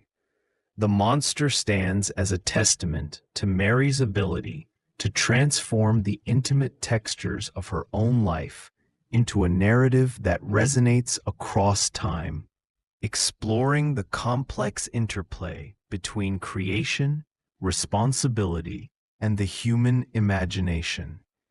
In The Monster, we see the convergence of personal grief, philosophical inquiry, and Gothic imagination, a creature that is simultaneously terrifying, tragic, and profoundly human. Section 12. Victor Frankenstein's Obsession. The Cost of Knowledge. In Mary Shelley's Frankenstein, Victor Frankenstein is often seen as a cautionary figure, embodying the perils of unchecked ambition and intellectual obsession. His relentless pursuit of knowledge, driven by curiosity and a desire to transcend the limits of human capability, serves as the central engine of the novel's drama and horror. Yet this obsession is not merely a plot device. It is deeply intertwined with the philosophical and emotional currents of Shelley's time, reflecting enduring questions about the responsibilities of those who dare to challenge nature and the consequences of prioritizing discovery over morality. Victor's fascination with the boundaries of life begins in his youth, rooted in a combination of intellectual curiosity and a profound sense of wonder. From an early age, he immerses himself in the works of natural philosophers, alchemists, and the latest scientific theories. The discovery of Cornelius Agrippa and Paracelsus's writings sparks a fascination with the hidden forces of nature, while his exposure to Enlightenment thought encourages the pursuit of empirical knowledge and rational investigation. In Victor, we see a mind compelled to explore, a thirst for understanding that is both admirable and dangerous. This early engagement with science and philosophy lays the groundwork for his eventual obsession with creating life, illustrating how ambition can evolve into compulsion when it is divorced from ethical reflection. Victor's obsession intensifies as he moves to the University of Ingolstadt, where he gains access to the contemporary scientific discourse that fuels his imagination. He becomes enthralled by the possibilities of galvanism and other experiments on the boundaries between life and death. What begins as a curiosity soon morphs into an all-consuming project, the creation of a living being from inanimate matter. Victor's focus becomes so singular that he isolates himself from family, friends, and even basic necessities, demonstrating the isolating effects of obsessive pursuit. Shelley uses Victor's behavior to highlight the psychological cost of obsession. His health deteriorates, his relationships suffer, and his sense of morality becomes clouded by the tunnel vision of ambition. One of the most compelling aspects of Victor's obsession is the interplay between desire and dread. From the moment he conceives of creating life, he is both enthralled and terrified by the potential consequences. This duality, simultaneous attraction to and fear of his own project, reflects the tension between human curiosity and ethical responsibility. Victor's eventual horror at the creature he brings to life underscores the danger of pursuing knowledge without foresight or consideration of consequences.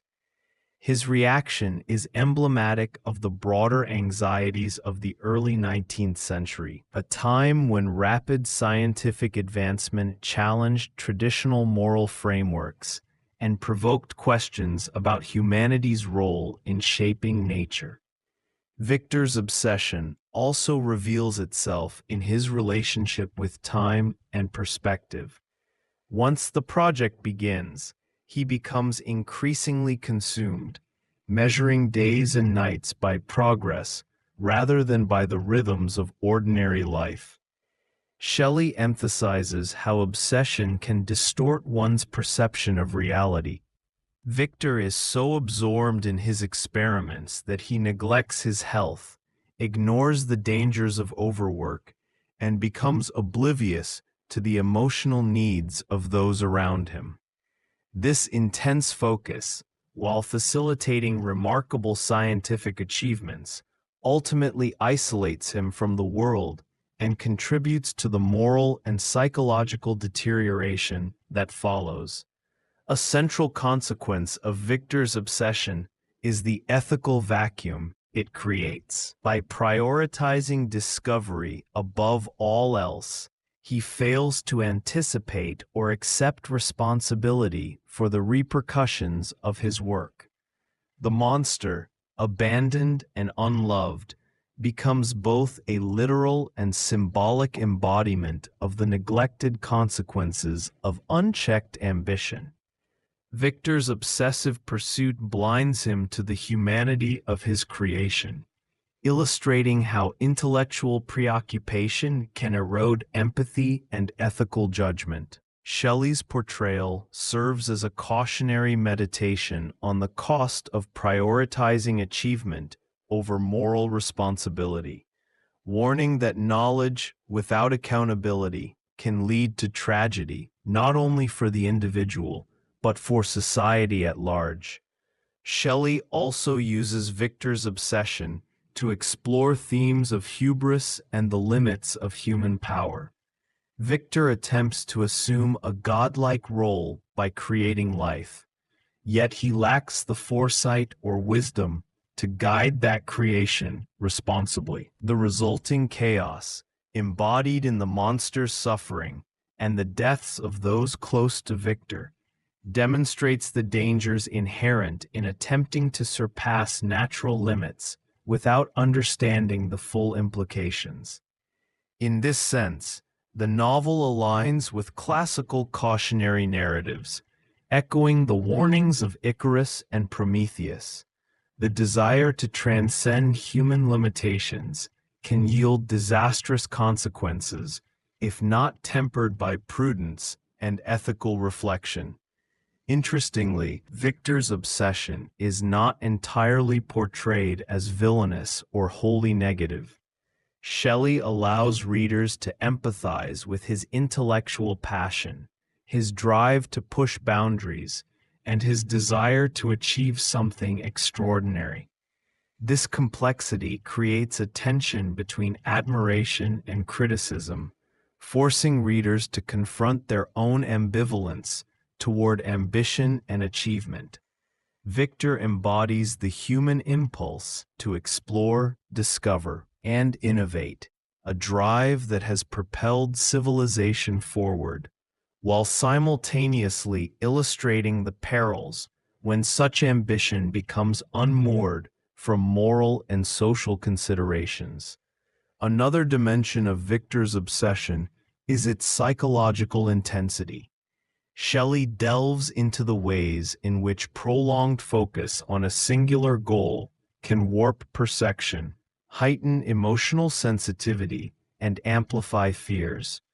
Victor experiences hallucinations, paranoia, and profound guilt, all of which reflect the mental strain of his obsession. The novel thus examines the intricate relationship between intellectual pursuit and mental health, suggesting that even noble or intellectually significant goals can have devastating effects if pursued without balance. The narrative also highlights the ripple effects of Victor's obsession on others. His family and friends become unwitting victims of his single-minded drive, suffering harm that is both direct, in the form of violence from the monster, and indirect, through emotional neglect. Shelley demonstrates that obsession is rarely contained to the individual. It radiates outward, affecting communities, families, and society. Victor's story becomes a study not only of personal consequence, but also of the broader social impact of unchecked ambition. In conclusion, Victor Frankenstein's obsession in Frankenstein serves as a powerful exploration of the costs of knowledge when pursued without ethical reflection.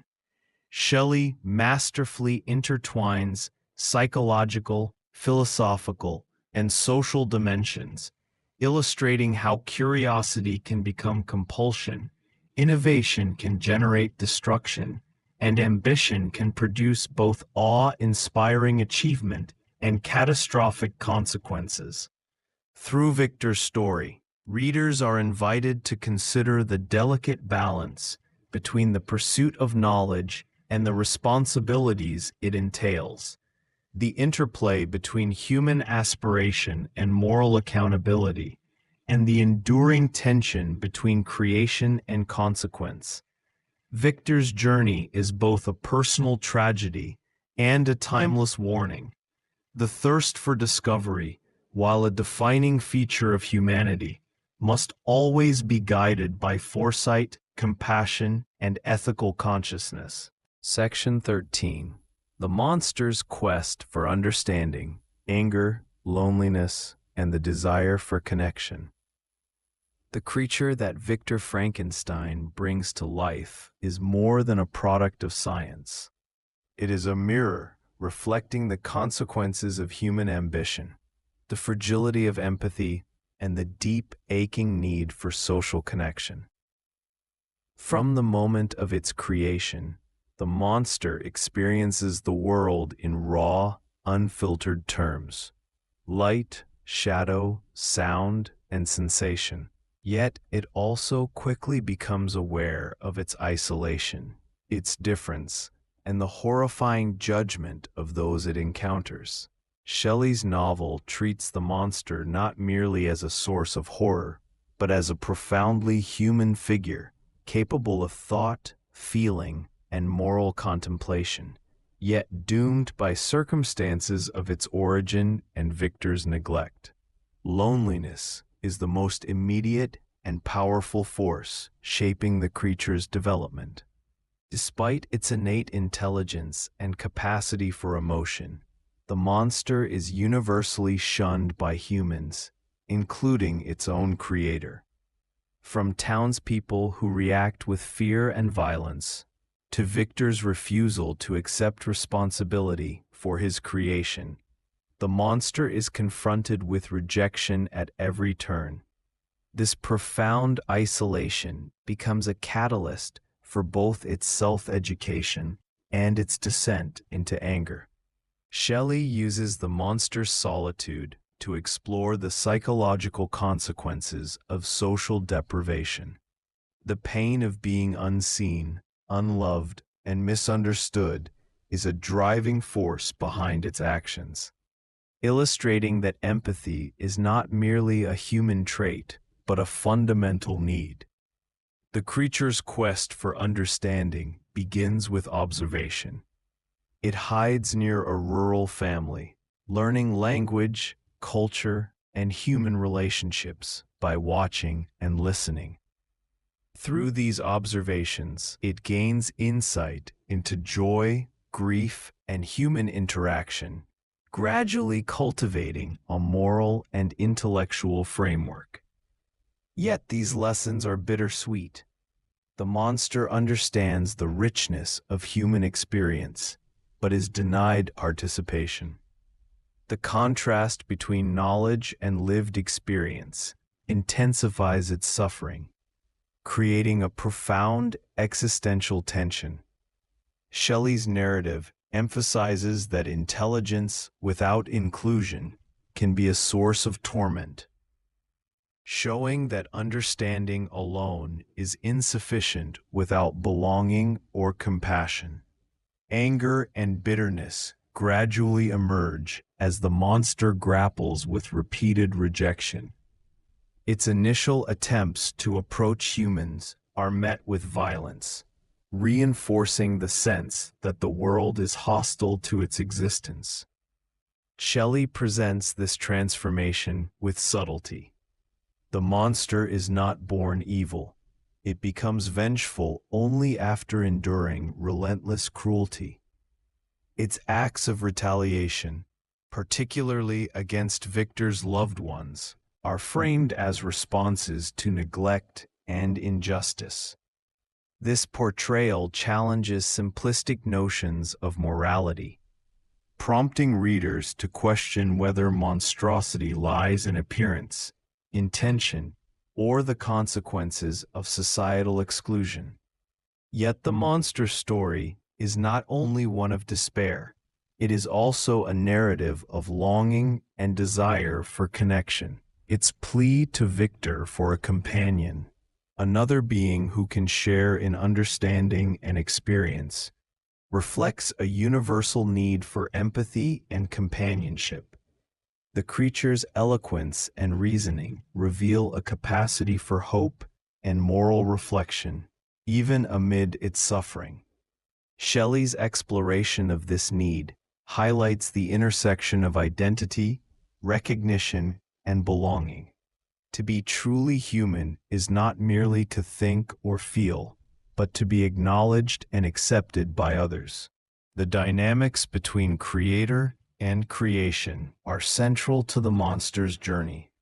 Victor's abandonment initiates a chain of events that culminates in tragedy, emphasizing the ethical responsibilities inherent in acts of creation. Shelley interrogates the boundaries of parental, scientific, and moral responsibility. When one brings a being into existence, what duties accompany that act? The monster's suffering is not simply a result of its physical form, but of the absence of guidance, affection, and protection. Through this lens, Frankenstein becomes a meditation on accountability, showing how negligence in creation, whether of life, culture, or ideas, can yield profound harm. The monster's moral consciousness is remarkable.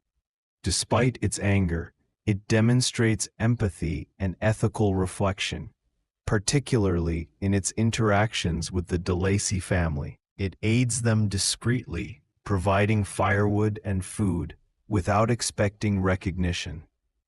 This behavior contrasts sharply with the humans who encounter it, highlighting the irony that a being often deemed monstrous exhibits more humane qualities than the society that rejects it.